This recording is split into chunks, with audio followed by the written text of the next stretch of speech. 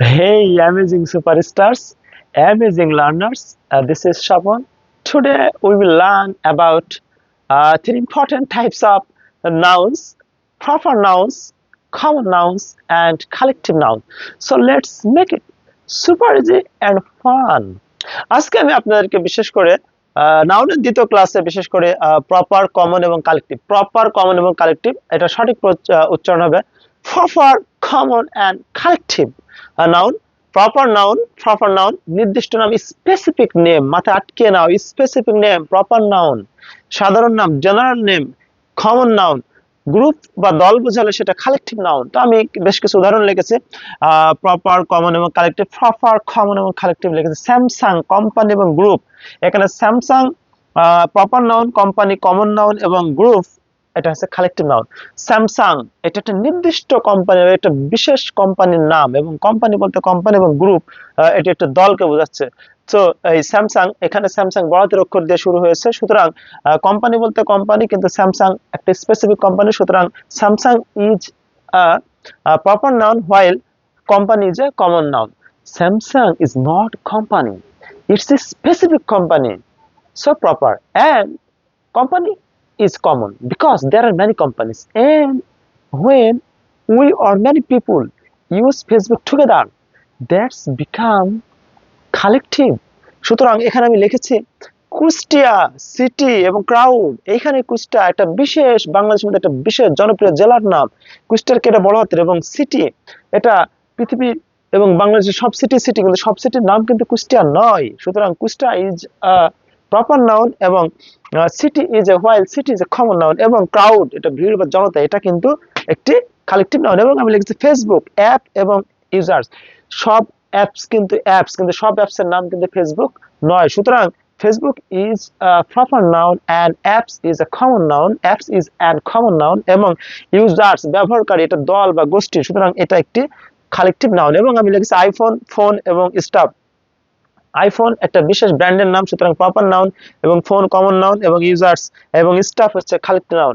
আমার তিনজন প্রিয় স্টুডেন্ট রিজন এবং জিদান এবং মাহফুজ বলছে, স্যার আইফোনের আইটা তো ছোট হাতের, কিন্তু আপনি তো বললেন প্রপার নাউন বড় হাতের অক্ষর দিয়ে শুরু হয়।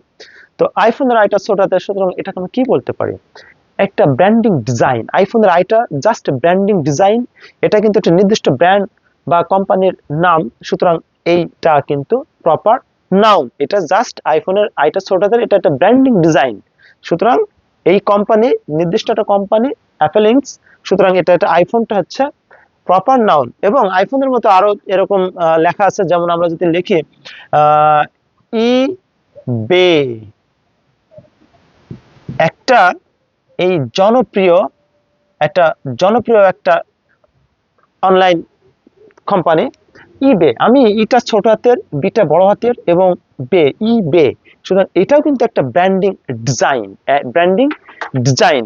সুতরাং আমরা দেখতে পাচ্ছি যে এই আইফোনের আইটা ছোট হাতের হলে কিন্তু এটা ব্র্যান্ডিং ডিজাইন, এটা কিন্তু প্রপার নাউন। এবং সব ফোনই কিন্তু ফোন, কিন্তু সব ফোনের নাম কিন্তু আইফোন না। সুতরাং iPhone is a proper noun while phone is a common noun, এবং স্টাফ এটা হচ্ছে কালেকটিভ নাউন। এবং আমি লিখছি গুগল ওয়েবসাইট এবং ক্রাউড।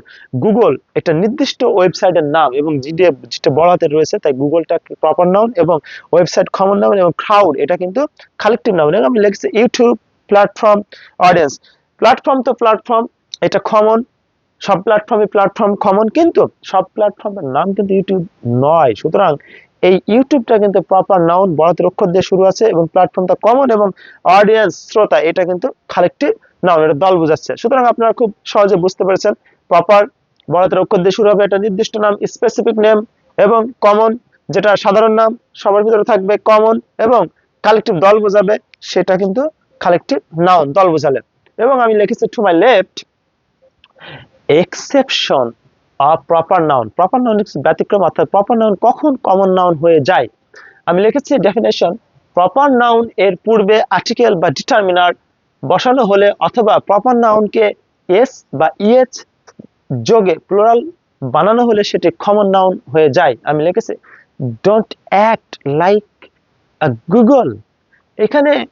এখানে গুগলটা কিন্তু কমন নাউন, কারণ কি এখানে গুগলের আগে কিন্তু আর্টিকেল রয়েছে, সুতরাং প্রপার নাউনের পূর্বে আর্টিকেল থাকলে সেটা কমন নাউন, কিন্তু এখানের গুগল কিন্তু প্রপার নাউন। এবং আমি লিখেছি our village needs an Elon Musk, আমাদের গ্রামে ইলন মাস্কের মতন একজন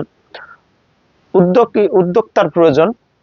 তো এখানে ইলন মাস্কের আগে আর্টিকেল রয়েছে, যদিও বড়হাতের অক্ষর দিয়ে শুরু, প্রপার নাউন হওয়ার কথা, কিন্তু ইলন মাস্কের আগে আর্টিকেল রয়েছে, সুতরাং এই ইলন মাস্কটা কিন্তু কমন নাউন। এবং আমি লিখেছি he is the Einstein of our class, সে আমার ক্লাসে কিন্তু আইনস্টাইনের মতো মেধাবী। এখানে আইনস্টাইন আগে কিন্তু আর্টিকেল দিয়ে রয়েছে, সুতরাং এইটা বড় হাতের অক্ষর হলে প্রপার নাউন হলে এখানে কিন্তু এটা কমন নাউন।